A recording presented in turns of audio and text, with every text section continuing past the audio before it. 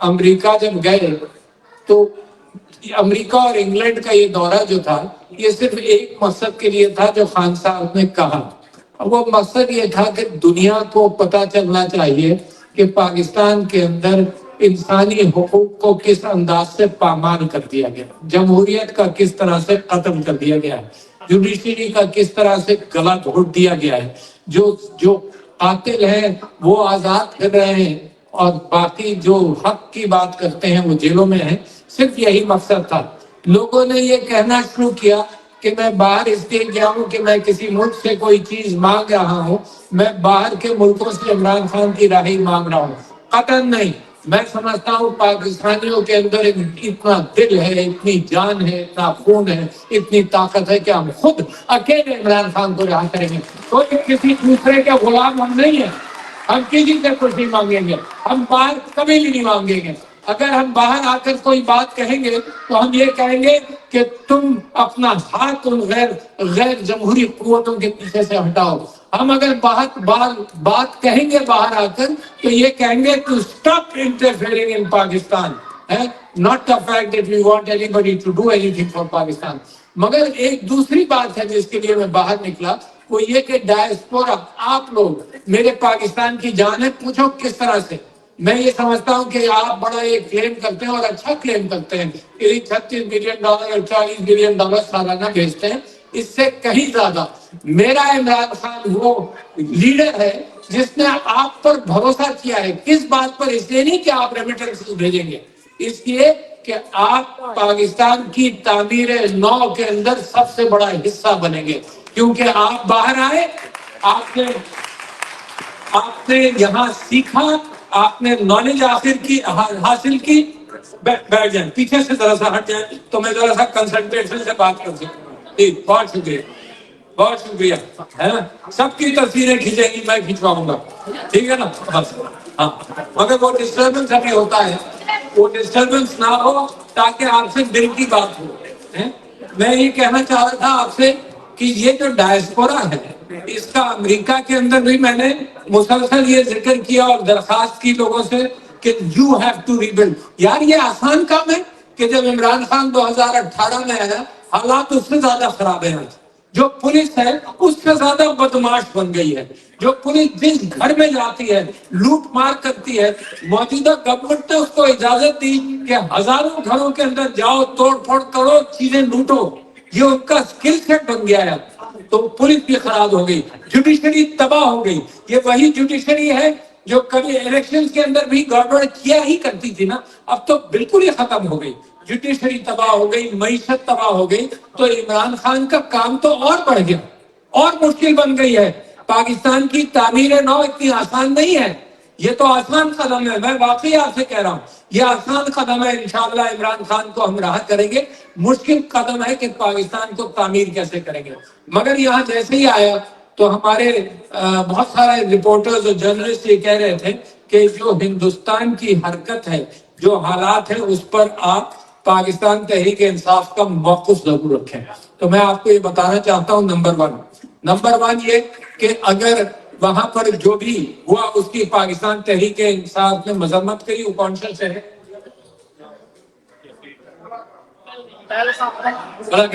پہلگام کے اندر جو کچھ ہوا پاکستان تحریک انصاف اس کی مذمت کرتی ہے. نمبر ایک.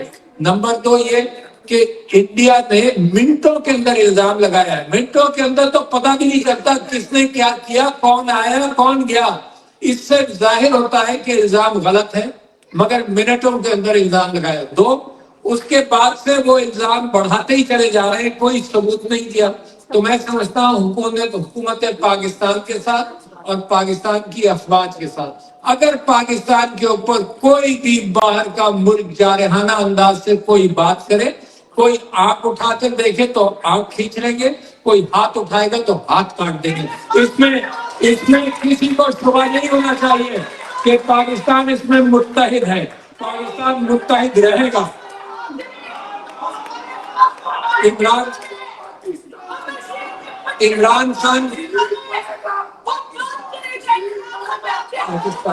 عمران خان وہ لیڈر ہے جس نے جب بھی یہ کہہ دیا تھا، جب بالا کوٹ کے اندر وہ پیڑ گرا کر بم گرا کر بھاگ کر گئے تھے اور کہا تھا کہ ہم نے دہشت گردی کا کوئی قلع کما کیا ہے، اور صرف پیڑ ہی گرائے تھے، جھوٹ بول کر آئے تھے، عمران خان نے اسی دن کہہ دیا تھا کہ کوئی غلط حرکت مت کرنا ورنہ میں چھوڑوں گا نہیں. اور اس نے ٹویٹ کی تھی اسی اعتبار سے کہ don't do any thing foolish, don't attack.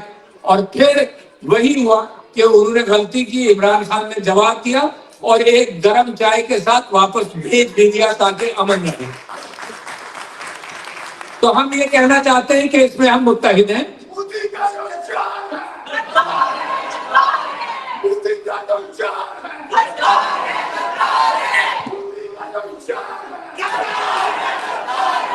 اچھا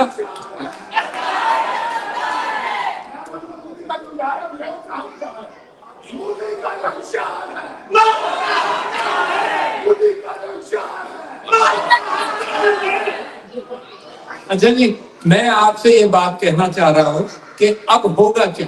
دیکھیے جس انداز سے ہندوستان نے جارحیت کے قدم اٹھانے کی نیت کی ہے اور نیوکلیئر سٹیٹ سے اس میں احتیاط بھی کرنی چاہیے، مگر اس کے اندر مجھے افسوس یہ ہوا کہ ایک ڈیفنس منسٹر صاحب نے ایک ایسا جو الیکٹ بھی نہیں ہوئے، کون الیکٹ ہوئی تھی وہاں سے؟ رانا ڈار، یاد ہے آپ کو؟ ہے نا؟ یہ الیکٹ نہیں ہوئے مگر ایسی بات کر جاتے ہیں جو میرے ملک کے لیے امبیرسنگ ہوتی، جو میرے ملک کا کوئی لیڈر، کوئی منتخب ہو یا نامنتخب ہو، ایسی بات اس کو نہیں کرنی چاہیے. ہی embarrasses the nation. یہی ہوتا ہے جو فارم 47 کے لوگ جو 10-20 ووٹ سے الیکٹ ہو کر آ گئے پاکستان کے اندر ہمارے ساتھ. اصل میں کہتے ہیں ڈیجیٹل دہشت گرد، اظہر مشمانی کا نام لے لیا جاتا ہے، وہ بلوچ کا نام لے لیا جاتا ہے. اصل تو ڈیجیٹل دہشت گردی ہمارے ساتھ انتخابات میں ہوئی. وہ کیا ہوئی کہ جس کے 2000 ووٹ تھے اس کے آگے 2 ڈیجٹ بڑھا کر اس کو 2 لاکھ کر دیا گیا. ڈیجیٹل دہشت گردی تو یہ ہوئی ہے. اور جس کے 2 لاکھ تھے اس کے 2 ڈیجٹ نکال کر اس کے 2000 کر دیے گئے. یہ ڈیجیٹل دہشت گردی ہے. یہ جھوٹوں کا جو انہوں نے بازار گرم کیا ہے، یہ سمجھتے ہیں یہ پاکستان ہے، یہ پاکستان نہیں ہے. یہ 5% بھی نہیں رہا، 95% لوگ عمران خان کے ساتھ ہیں. اور یہ ذہن میں رکھنا کہ جو پاکستان کی تعمیر نو ہوگی اس کی 2 بڑی کلیئر وجوہات ہیں. ایک تو یہ کہ میرا کلیم ہے کہ دنیا کے اندر اس وقت کوئی لیڈر ایسا نہیں ہے. میں بار بار کر رہا ہوں اور آپ کو ذہن نشین کرانا چاہتا ہوں، کیونکہ اللہ تعالیٰ کی جو ترکیبیں ہیں وہ کبھی کبھی ہمیں نظر نہیں آتی. اللہ کی ترکیب یہ ہے کہ عمران خان کی پاپولیرٹی کو 90% سے اوپر لے گیا. اللہ کی ترکیب یہ ہے، بڑی اہم بات کر رہا ہوں، یہ حالانکہ یہاں ریپرزینٹیڈ بہت کم ہے، مگر جس انداز سے یہ طبقہ نکلا ہے پاکستان کی تاریخ میں، مسلمانوں کی تاریخ میں، ریجن کی تاریخ میں یہ طبقہ نہیں نکلا. کون سا طبقہ؟ میری بہنیں، میری مائیں، میری بیٹیاں جس انداز سے نکلی ہیں. یہ ایک بڑا انوکھا کام ہوا ہے پاکستان کے ساتھ، اور یہ دنیا کی تاریخ آپ رقم کر رہی. یہ 2 کمبینیشن جو اللہ تعالیٰ نے آپ کی قوم کے اندر ڈال دی ہے، یہ عمران خان کا اس صدی کے اندر مسلمانوں کے ساتھ سب سے بڑا کام ہے. مسلمانوں کے حوالے سے اس سے بڑا کام نہیں ہوا. یونائٹڈ کس انداز سے، کوئی کسی مسلمان ملک کا لیڈر یا کسی اس وقت تو دنیا کا کوئی لیڈر عمران خان جتنی پاپولیرٹی نہیں رکھتا. تو لہذا میں یہ کہنا چاہتا ہوں کہ بھارت کو نمبر 1 پاکستان کو یہ کہہ دینا چاہیے، اور شاید حکومت نے کہہ نہیں دیا تو کہنا چاہیے کہ اس کی انڈیپینڈنٹ تحقیقات ہوں. کیونکہ الزام لگایا، ہم جانتے ہیں جھوٹا الزام ہے، مگر انڈیپینڈنٹ تحقیقات ہو. نمبر 1 بھارت اپنے جامے میں رہے. نمبر 2 نہیں تو عمران خان موجود ہے، جیل میں بھی موجود ہے. یہ پاکستان کی قوم مقابلہ کر رہی ہے تمہارا. ویری کلیئر، اس میں کوئی 2 رائے نہیں ہے، کوئی 2 باتیں نہیں ہیں کہ Pakistan is united as far as Indian issues are concerned.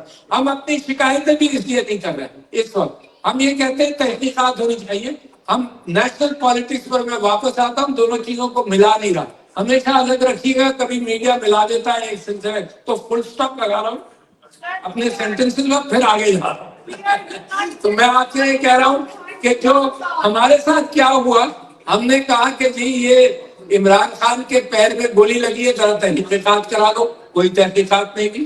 یاد ہے آپ کو میں نے خط لکھا chief justice of the supreme court کو کہ جی یہ رجیم چینج ہوا ہے، اس کی تحقیقات تو کر لو بھائی، ایلیگیشن ہے تحقیقات تو کرو۔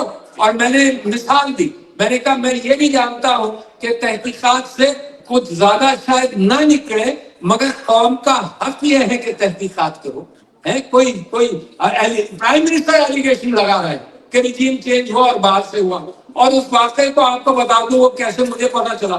اب آپ یہ دیکھیے کہ میرا لیڈر اور میری شرمندگی دیکھیے کہ 23 مارچ کو میرا لیڈر کھڑا ہوا ہے، کیونکہ پاکستان کا قانون ایسا ہے، اور میں گھوڑا گاڑی پر بیٹھ کر آ رہا ہوں اور میرا استقبال کر رہا ہے۔ تو میں نے اترتے ہی خان صاحب سے کہا، خان صاحب میں اتنا شرمندہ ہوں، مجھے آپ کا استقبال کرنا چاہیے تھا، آئی ایم سو سوری، آئی فیل سو اچھیمڈ۔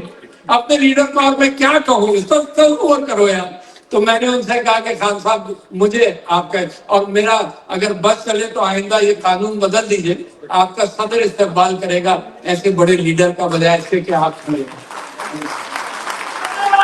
اچھا اس کے اندر بھوک لگ گئی ہوگی، زیادہ تم نعرے لگاؤ گے تو مجھے بھی تکلیف منتظر کرنی پڑے گی۔ تو اچھا اب وہاں ہم اسٹیج پر بیٹھے ہوئے ہیں۔ اچھا خان صاحب مجھے یوں کر کر آگے ہو کر، کیونکہ پیچھے وہ فوجی اور بہت سارے یونیفارم میں لوگ بیٹھے ہیں، اور خان صاحب مجھے کہہ رہے ہیں ڈاکٹر صاحب مجھے ایک خط مجھے میرے ہاتھ آیا ہے۔ تو میں نے ان سے پوچھا کون سا خط ڈاکٹر صاحب، خان صاحب کون سا خط؟ تو وہ کہنے لگے ڈاکٹر صاحب ایک ایسا خط ہے جس کے اندر یہ کہا گیا ہے کہ ساری چیزیں معاف کر دی جائیں گی۔ میں نے کہا خان صاحب کون سی ساری چیزیں معاف کر دی جائیں گی، ہم نے کیا کیا ہے؟ تو کہنے لگے ساری چیزیں معاف کر دی جائیں گی اگر ووٹ آف نو کانفیڈنس آئے اور رجیم چینج ہو جائے۔ یہ 23 مارچ کو خان صاحب مجھے اسٹیج پر بتا رہے ہیں اور کہہ رہے ہیں کہ تو خاموش رہے، ابھی کسی کو بتانا مت، but let's look into this کہ یہ کیوں انٹرفیئر کر رہے ہیں میرے ملک کے اندر۔ اچھا لہٰذا رجیم چینج ہو گیا، دنیا کہہ رہی ہے کہ رجیم چینج ہوا، دنیا کہہ رہی ہے نا، مطلب رشین ایمبیسڈر نے کہا، رشین فارن منسٹر نے کہا، پاکستان میں عمران خان نے کہا، سب لوگ یہ کہہ رہے ہیں، مگر تحقیقات کے لیے میں نے کہا کہ یار تحقیقات کر لیں۔ اور میں نے مثال دی کہ دیکھو لیاقت علی خان کا قتل ہوا، قاتل کو فوراً مار دیا گیا، یہ سازشیں جب سے شروع ہوئی، ٹھیک ہے۔ پھر میں نے کہا آپ بھول جائیں، آپ بھی بھول گئے ہوں گے، اوجڑی ڈیزاسٹر یاد ہے آپ کو؟ اوجڑی ڈیزاسٹر یاد ہے اسلام آباد کے رہنے والوں؟ اوجڑی ڈیزاسٹر یاد ہے؟ نومبر 26 کا تو دوسرا ڈیزاسٹر ہوا تھا، پہلا تو اوجڑی ڈیزاسٹر تھا۔ اچھا میں نے لکھا کہ اوجڑی ڈیزاسٹر کی بھی تحقیقات نہیں ہوئی، وہ حسین حقانی والا ایک ڈاکیومنٹ تھا، اس کی بھی کوئی تحقیقات نہیں ہوئی، مگر تحقیقات کر لو۔ تو اب جب ہم ہندوستان سے کہہ رہے ہیں کہ ہم تحقیقات کرانا چاہتے ہیں، تو میں اپنے لوگوں سے کہتا ہوں کہ اپنے ملک کے اندر بھی کرو۔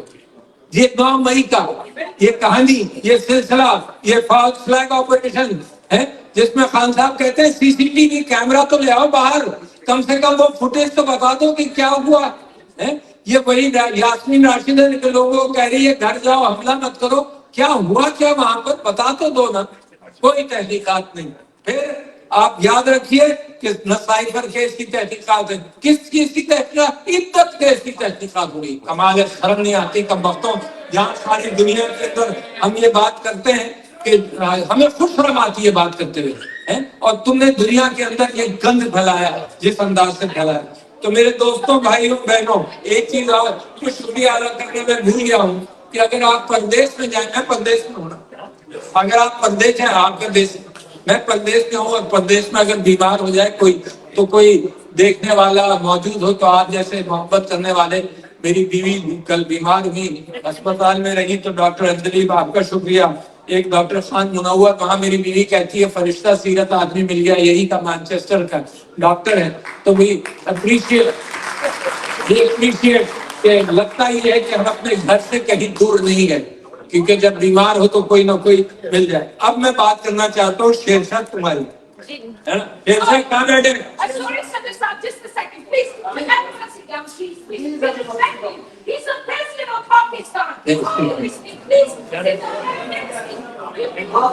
اچھا ٹھیک ہے، ٹھیک کوئی دیکھو ڈسپلن کی بات کر رہی ہے کوئی۔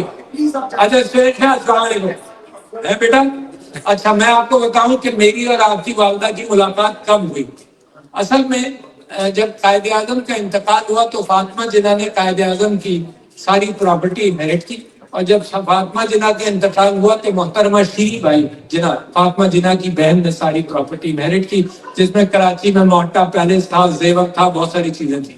اچھا, اور انہوں نے Sheri Bai Jinnah medical and charitable trust بنایا اور مجھے اس کا ٹرسٹی بنایا, اور اس کا ٹرسٹی بڑے بڑے لوگوں کو بنایا تھا, مجھ چھوٹے کو بھی بنا دیا. میں ان کا ڈینٹسٹ بھی تھا, تو کہاں پیر پگاڑا صاحب ٹرسٹی تھے بڑے والے, ایک بروئی صاحب ٹرسٹی تھے, بڑے بڑے لوگ ٹرسٹی تھے, اس میں میں بھی تھا. تو ہم نے یہ سوچا کہ یہ ساری جو شیری بائی جناح کا چیریٹیبل ٹرسٹ, یعنی قائد اعظم کی ساری پراپرٹی کا جو ٹرسٹ بنا, جس کو میں نے بڑی امانتداری کے ساتھ چلایا, تو ہم نے یہ سوچا کہ شوکت خان ہم کو دے دیں. تو میری پہلی ملاقات بن مشافہ خان صاحب سے بھی شاید 93 ہوگا یا 94 ہوگا. تو علیمہ خان اور خان صاحب کو ہم نے بلایا اور ہم نے ان سے کہا کہ یہ بلڈنگ اور یہ سارا ٹرسٹ کے لیے آپ لے لیں. تو اس وقت اچھا, اس کے بعد ہمیں تو نہیں معلوم تھا کہ خان صاحب سیاسی جماعت بنائیں گے, ہم اس سیاسی جماعت میں آ گئے. اور علیمہ خان صاحبہ یعنی کمال ہے, یہ وہ خاندان ہے جس نے لوگوں کے خاندان باہر نہیں نکلتے, یہ ورکر سے مار کھاتے ہیں. یہ خاندان, یہ بہنیں خان صاحب کی اہلیہ بشرا بی بی, میں کہتا ہوں کہ جو قربانی انہوں نے دی, جو یہ نکلتی ہیں کتنی بہادری کے ساتھ. تو بیٹا تم اس بہادر ماں کو دیتے ہو جس کی میرے دل میں بھی بڑی قدر ہے, اور سارے پاکستان میں بڑی قدر ہے, صرف اس ماں کی نہیں, وہ دوسری ماں وہ بھی موجود ہے, جو حسان کی والدہ وہ بھی موجود ہے, تیسری بھی وہاں پہ موجود ہے نا.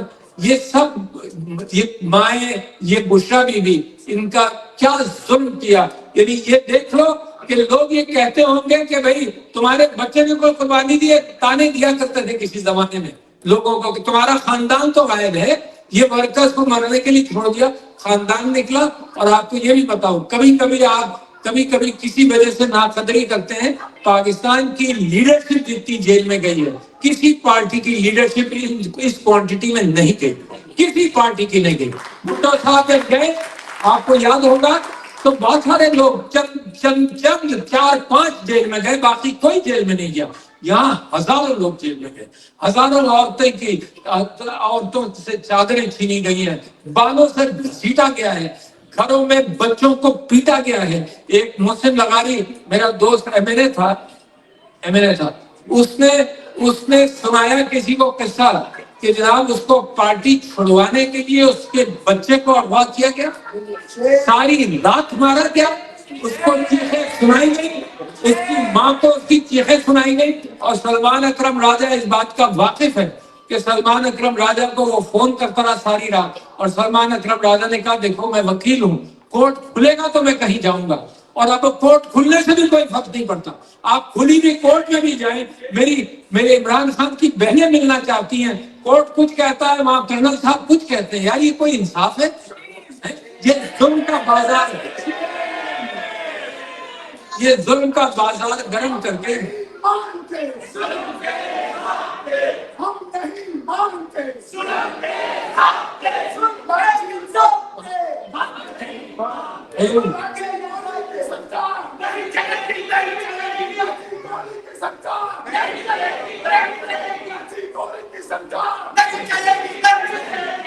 آپ یہاں سوال کیا گیا تھا کہ کوئی یہ بتائے, باقی تلاش تو کرنا چاہیے نا کہ قوم کیوں عمران خان کی دیوانی ہے.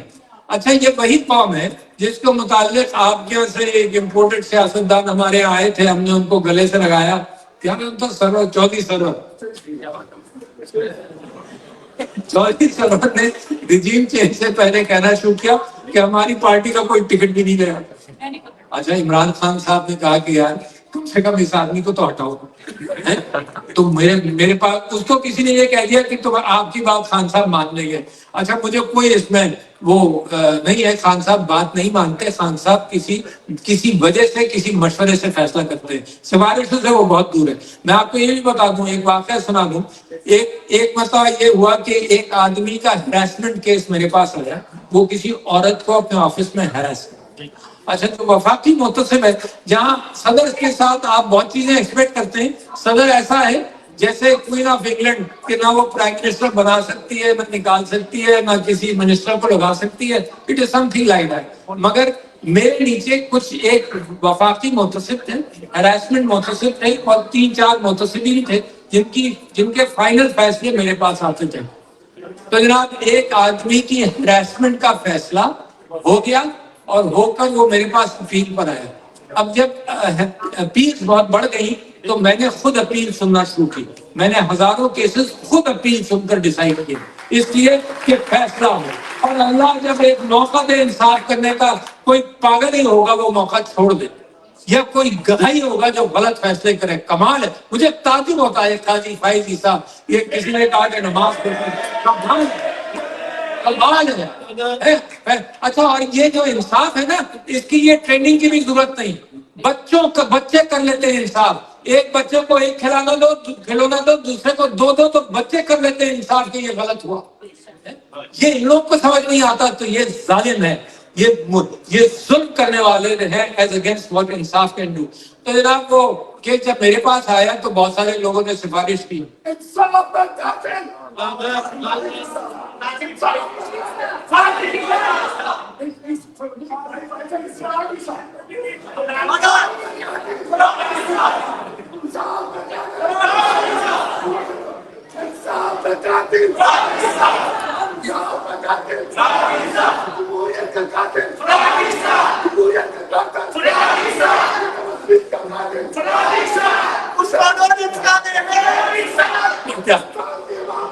بیٹھنے کی آواز، بیٹھنے والے ہیں،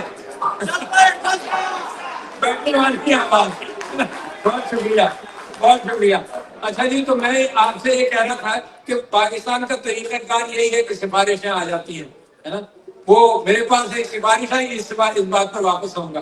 میرے پاس ایک سفارش آئی، ایک صاحب نے کہا مجھے دبئی سے کسی نے بھیجا کہ یہ چاہتے ہیں پاکستان میں پیسے انویسٹ کرنا. میں نے کہا بہت اچھے بھائی، ان کو لے آؤ. اچھا، جب وہ لے کر آئے تو سندھ کے گورنر ہاؤس میں ان صاحب کو آئے جنہوں نے کہا کہ جی بہت بڑا انویسٹمنٹ ہم پاکستان میں کرنا چاہتے ہیں. یہ تصویریں دیکھیں، دبئی کے اندر یہ سونا ہے، اور یہ رشین انویسٹرز ہیں جو ساؤتھ امریکہ سے اب نکل کر پیسہ سونا دبئی جائے. تو دے وانٹ ٹو انویسٹ. میں نے کہا کتنا؟ کہ میں $8-10 بلین کی ورک پارٹی ہے تو انویسٹ کرنا چاہتے ہیں. میں نے کہا بڑی اچھی بات یار. میں نے کہا سولر میں کرو، ادھر کرو، ادھر کرو. کہنے کہ جی ہاں بالکل کریں گے اور آپ کا بہت فائدہ ہوگا. میں نے کہا ہاں ظاہر ہے میرا فائدہ ہوگا یار، میں صدر پاکستان ہوں، میں یہ تو کرنا چاہتا ہوں. کہ نہیں آپ کا پرسنلی فائدہ ہوگا. میرا کام گھٹ کے میں نے کہا یار یہ کچھ اور ہی چکر ہے نا. کبھی کبھی ایسا ہوتا ہے، میں مثال دینے والے بہت بہنے ہیں ورنہ نہیں دے رہا، کہ کبھی کبھی سر پھولتے 6 مہینے بعد کہ لڑکی یہ کہہ رہی تھی، سمجھ اب آئی ہے نا. تو ہماری سمجھ میں نہیں آیا کہ جب انہوں نے اشارہ کیا یہ، تو میں نے کہا کیا مطلب تمہارا؟ کہنے لگی جی آپ کا ہم آپ کو ایکویٹی دیں گے. میں نے کہا یار نہ میں مڈل کلاس کا آدمی یار، نہ میں نے انویسٹ کرنا ہے اور کانفلکٹ آف انٹرسٹ بھی ہوتا ہے. کہنے لگے نہیں جی ہم تو کام جبھی کریں گے جب ہم آپ کو اچھی بڑی ایکویٹی دیں گے اس کاروبار میں. تو میں نے کہا بیٹا اب مجھے سب سمجھ آ گئی. تو میں نے کہا بیٹا تم نے تو بڑی اچھی بات کی، میرا ایک کام بس کر دینا. کہنے لگے کیا؟ میں نے کہا میری قبر جو ہے نا وہ سونے کی بنا دینا بس. کیا مال ہے. تو عمران خان صاحب نے وہ جو ہراسمنٹ والا قصہ تھا اس کے اندر کوئی میسج مجھے بھیجا، مجھے لگا کہ یہ سفارش کر رہے. اچھا، اور میری عمران خان سے دوستی، محبت، رسپیکٹ، ان کے لیے رسپیکٹ، ان کی لیڈرشپ کے لیے رسپیکٹ، ماشاءاللہ قربانیوں کے رسپیکٹ. میں گھنٹوں بات کر سکتا ہوں جو ان کے احسانات ہیں ملک و قوم کے اوپر، اور میرے انداز کے اوپر کہ جی ہم کس انداز سے چلتے رہیں گے انہوں نے سکھایا. تو میں نے خان صاحب کو کہا، مجھے لگا یہ کہ یہ سفارش کرے، کبھی نہیں کی مجھے لگا یہ کہ سفارش کر رہے ہیں. تو میں نے کہا خان صاحب کو خدا کی قسم کھا کر آپ کو بتا رہا ہوں، خان گواہی دے دے گا جس دن آپ اس کو پوچھے گا. خان صاحب کو میں نے کہا کہ خان صاحب آپ نے میسج بھیج دیا، میں ایسے ہی فیصلہ کروں گا جیسے آپ چاہتے ہیں، مگر اللہ کے آپ کھڑے ہو کر یہ کہہ دیجیے گا کہ یہ فیصلہ عارف الوی نے میرے کہنے سے کیا. Can you imagine? یہ میرا ریلیشن شپ ہے. فوراً جواب آیا جناب کہ ڈاکٹر صاحب فیصلہ آپ اپنی مرضی سے کریں، یہ تو صرف میرے پاس کوئی کسی نے بھیجا تھا واقعات کے اعتبار سے، تو میں صرف آپ کو کہہ رہا تھا کہ فیصلہ اچھا کریں. مگر وہ آدمی اس نے کہا کہ فیصلہ آپ کریں گے، انصاف آپ کریں گے. کبھی سفارش، کبھی غیر مناسب سفارش، کبھی نہیں، سفارش ہی نہیں کی، بٹ اس نے سجیسٹ کیا ہمیشہ کہ بھئی یہ آدمی اچھا ہے اس کو لگا لو، یہ آدمی اچھا ہے برا ہے اس کو لگا لو۔ مگر آپ کے بھائی نے، قسم کھا کر یہاں کہتا ہوں، آپ کے بھائی نے ایک نوکری نہیں دی پریسیڈنسی میں، کیونکہ کوئی بادشاہ تھوڑی لگا تھا، ہم نے سسٹم بنایا۔ میری بیوی کہتی تھی کہ یار یہ بیچارہ غریب ہے اس کی نوکری لگوا دو، میں نے کہا نہیں، سسٹم میں انصاف کرائیں گے، مگر یہ کوئی بادشاہت ہے یار کہ اس کو نوکر کرا۔ میں 5 دن کے لیے حج کرنے گیا، 20 ملازم وہ چیئرمین سینٹ نے لگا دی میری پریسیڈنسی میں، 20 ملازم، میں نے ایک نہیں لگایا۔ یہ حال ہے پاکستان میں، 20 ملازم، اس طرح سے پاکستان تھوڑی چلے گا۔ تو میں حضور آپ کے سامنے یہ کہہ رہا تھا کہ قوم عمران خان کی کیوں دیوانی ہے، بہت اہم بات ہے۔ یہ وہ عمران خان ہے، میں ایک مثال دیتا ہوں کہ جب ہم تھرکارون میں، تھر پارکر میں جاتے تھے تو آسمان کے نیچے سوتے تھے، چارپائی پڑ جاتی تھی اسی میں سوتے تھے۔ نیٹو پہ گئے تو اس کے اوپر کنٹینر کے اوپر سوئے، اچھا اتفاق سے ناسپیل نہیں تھا، ساری رات مچھر کاٹتے رہے، میں اور خان صاحب اوپر ہی چادر اوپر اڑتے تھے، پھر اتارتے تھے، پھر اڑتے تھے، پھر اتارتے تھے۔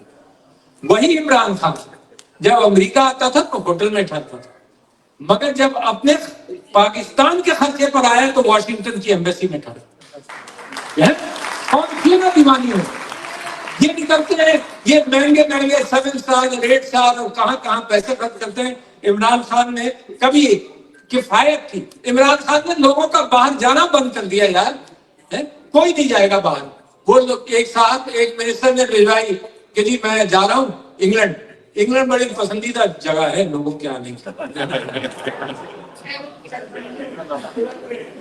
اچھا وہ تو بتایا نہیں آپ لوگوں نے یار، اتنے سارے لوگوں کہاں سے آیا، کس نے دیا، پیسے کہاں سے آئے یار، 7 سال 8 سال ہو گئے اس بات کو، پتہ نہیں چلتا کہاں سے آیا۔ تو جناب وہ یہ میں آپ سے ذکر کر رہا تھا کہ ہر اعتبار سے عمران خان کی جو سیکریفائسز ہیں تو وہ ٹھہرا واشنگٹن میں اپنی ایمبیسی میں، تو کسی کو اجازت نہیں دیتے تھے باہر کے سفر کی۔ پیسے، ان پیسوں سے پاکستان نے ترقی نہیں کرنی تھی، مگر یہ جو بچت کا طریقہ تھا یہ دکھانا تھا کہ ہم بھی اپنے پیٹ پر پتھر باندھ لیں گے، ہے نا؟ یہ ہے قوم کی دیوانی۔ ایک صاحب، ایک منسٹر نے کہا، میں خود پرسنلی واقف ہوں، ایک منسٹر نے کہا کہ جی میں انگلینڈ جا رہا ہوں۔ میں نے کہا کتنے دنوں کے لیے؟ میں نے کہا 7 دنوں کے لیے۔ اچھا ٹھیک ہے، تو یہاں کیا ہوگا؟ یہاں سب ٹھیک ہے، سب تعاون ہے۔ اور منسٹر صاحب نے یہ کہا کہ جی وہ 7 دن خرچہ بھی کوئی اور دے رہے ہیں۔ تو خان صاحب نے کہا یہاں 7 دن سب کچھ تمہارے بغیر ٹھیک رہے گا؟ تو میں نے کہا ہاں ٹھیک رہے گا۔ تو کہہ لیا پھر واپس آنے کی کیا ضرورت ہے؟ ایک ایک پانی کی بچت۔ کمال ہے یار، وہ لیڈر جو ایک نوٹ بک اور ایک قلم لے کر پرائم منسٹر ہاؤس چھوڑ کر چلا گیا، کوئی تصور نہیں کر سکتا تھا کہ یہ اس طرح سے ریزائن کر کے جائے گا۔ کمال ہے وہ لیڈر جس نے انسانی ہمدردی میں شوکت خانہ بنایا، درد ہے نا اس کو دل میں، جس نے تعلیم کے لیے نمل بنایا۔ یہ سب آپ جانتے ہیں، میں ریپیٹ نہیں کر رہا ہوں، مگر جب آپ سوال کریں کہ عمران خان کی قوم کیوں دیوانی ہے تو پلیز انڈرسٹینڈ قوم دیکھتی کیا ہے۔ قوم دیکھتی ہے کہ وہ جو سائفر اس نے ویو کیا نا، تو قوم اپنی خودداری کے لیے اس کے ساتھ کھڑی ہو گئی، مگر کوئی خودداری کے ساتھ کھڑا ہوتا تو کھڑی ہوتی نا۔ بھٹو صاحب نے جب اپنا ٹیلی گرام ویو کیا تھا تو بھٹو صاحب نے قوم کو تیار نہیں کیا تھا۔ یہ عمران خان ہے جو روزانہ کہتا تھا ایاک نعبد و ایاک نستعین، بار بار کہتا تھا۔ وہ جو 128 دن دھرنا چلا تو ہم شام کو ان کی تقریر لکھا کرتے تھے، پوائنٹس لکھا کرتے تھے، اور دوسرے دن خان صاحب وہ پوائنٹس تھوڑے سے پڑھے اپنی بنیادی تقریر پر آ جاتے تھے، ایاک نعبد و ایاک نستعین۔ تو ہم نے خان صاحب سے کہا کہ جی تقریر میں ریپیٹیشن بہت ہے۔ تو خان صاحب نے کہا کہ دیکھو یہ اللہ کی ہدایت ہے، دن میں 25 مرتبہ تم پڑھتے ہو اہدنا الصراط المستقیم، سلام بھیجتے ہو اور بھول جاتے ہو کہ راستہ مانگا تھا ہم نے، راستہ اپنا پھر خود ہی تلاش کرتے ہو الٹا سیدھا۔ تو لہذا ریپیٹیشن ہے۔ یہ خان صاحب نے ریپیٹ کر کے قوم کا راستے کا تعین کیا، پھر اصولوں پر کھڑا ہوا۔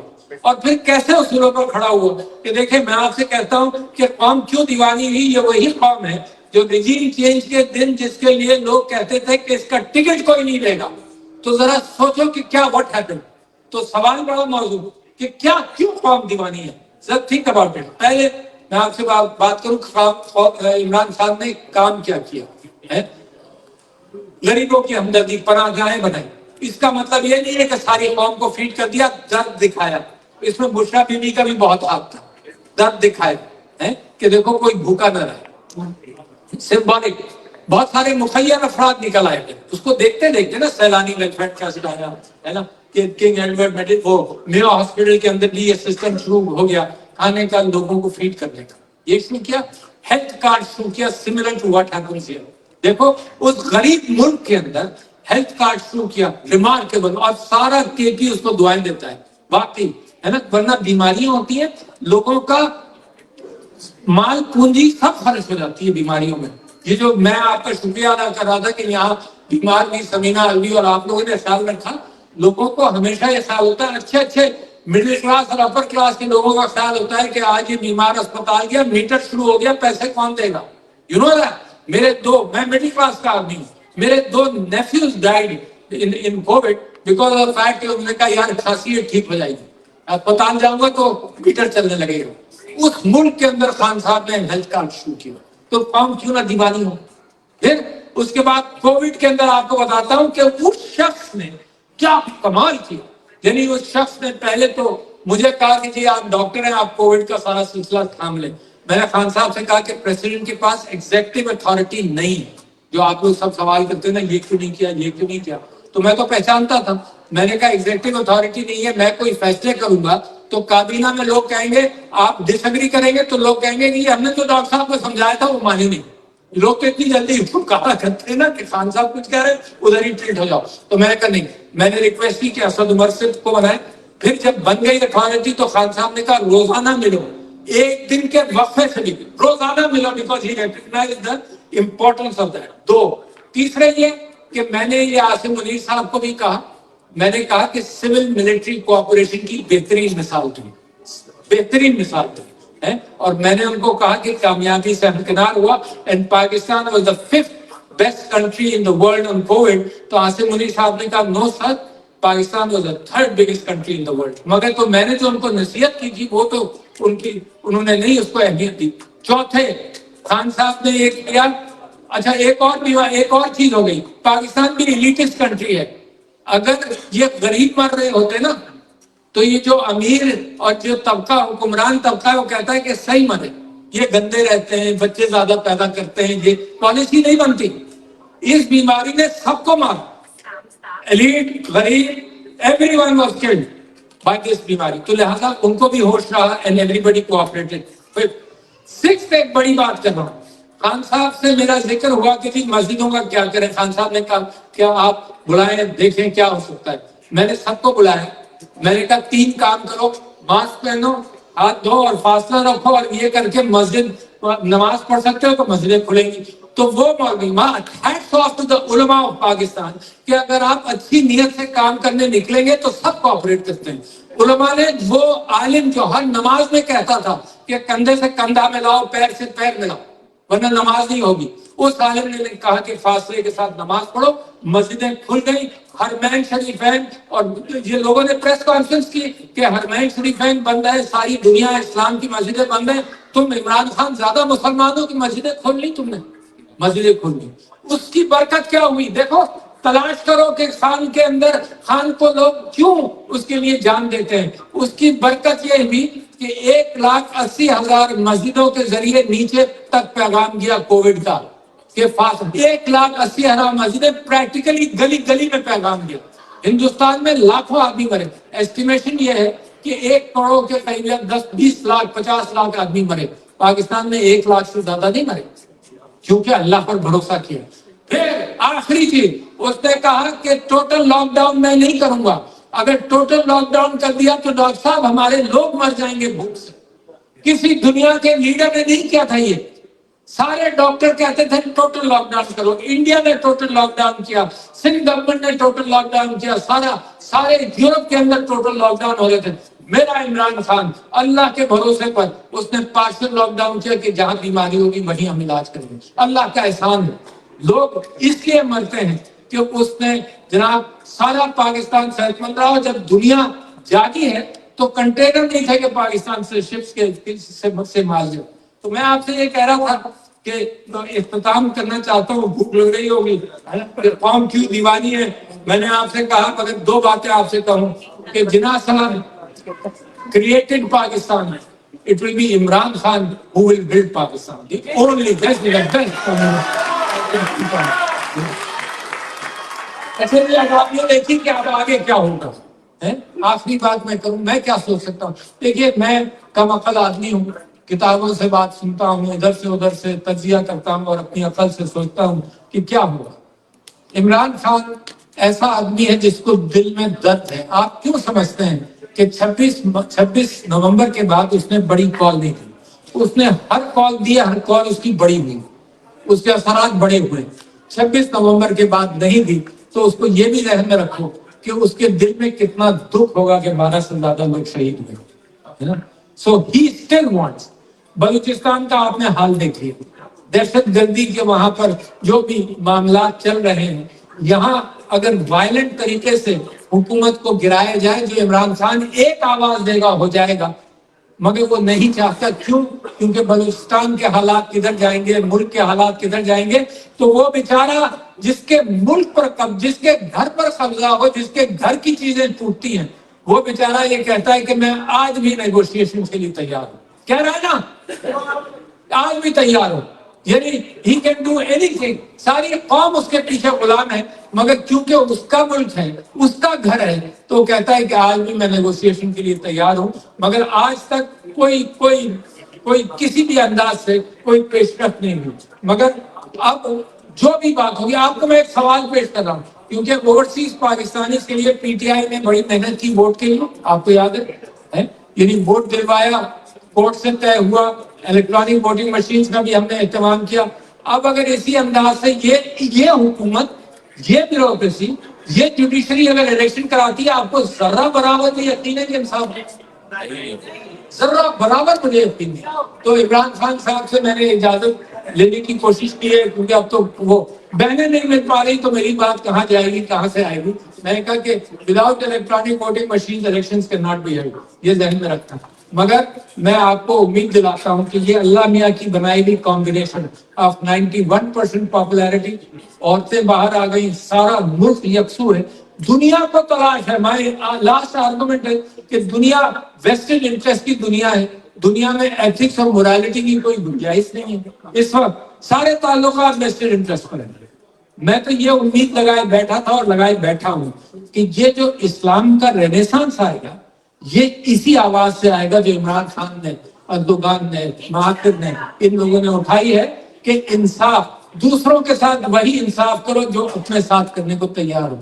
اسلام کی ایتھکس اور موریلٹی اس وقت اس کو دنیا کو اس کی ضرورت ہے. مسیحی برادری کے لوگوں کو ضرورت ہے، ہر مذہب کے لوگوں کو وہ ایتھکس اور موریلٹی چاہیے جو مذاہب لے کر آئے ہیں، جو کرسچینٹی بھی بھول گئی ہے. کہ حضرت عیسیٰ کا سب سے بڑا پیغام ہی ہوتا تھا کہ اگر کوئی تھپڑ مارے تو offer the other cheek, look for peace. میں نے تو ایتھکس اور موریلٹی کا قبرستان اس دنیا کو دیکھا ہے. جب غزہ کے اندر جو کچھ بھی ہوتا رہا، آپ سب کی آنکھوں میں آنسو آئے ہوں گے، آپ سب نے وہ چیزیں خوب دیکھی ہیں. مگر دنیا میں جو کرنے والے لوگ تھے، ان کی آنکھوں میں نہ آنسو آئے اور وہی ظلم کو جاری رکھے. تو مجھے اس دنیا کی ایتھکس اور موریلٹی سے میرا ایمان ہو گیا. میں اس جمہوریت اور جمہوریت کے ساتھ اب یہ نالج ہے، یہ ذہن میں رکھنا کہ جمہوریت اور knowledge is no guarantee for ethics اور موریلٹی. یہ علم جو ہے یہ روزی دیتا ہے، یہ روزی دیتا ہے، یہ ایتھکس اور موریلٹی نہیں سکھاتا. یہ جو آپ یہاں بیٹھے ہیں، میری آپ سے گزارش ہے کہ جو آپ اپنے کلچر سے اور مذہب سے ایتھکس اور موریلٹی لے کر آئے ہیں، وہ سکھائیں. وہی ہے دنیا، وہی ہے آخرت، ethics and morality. And I tell you very confidently کہ انشاءاللہ جو مسلمانوں کا رینیسانس اور ایتھکس اور موریلٹی کا رینیسانس ہوگا، وہ عمران خان کی قیادت میں ہوگا. اور یہ ذہن میں رکھنا، میرے بھائی نے اتنے خوبصورت انداز سے بات پوچھی.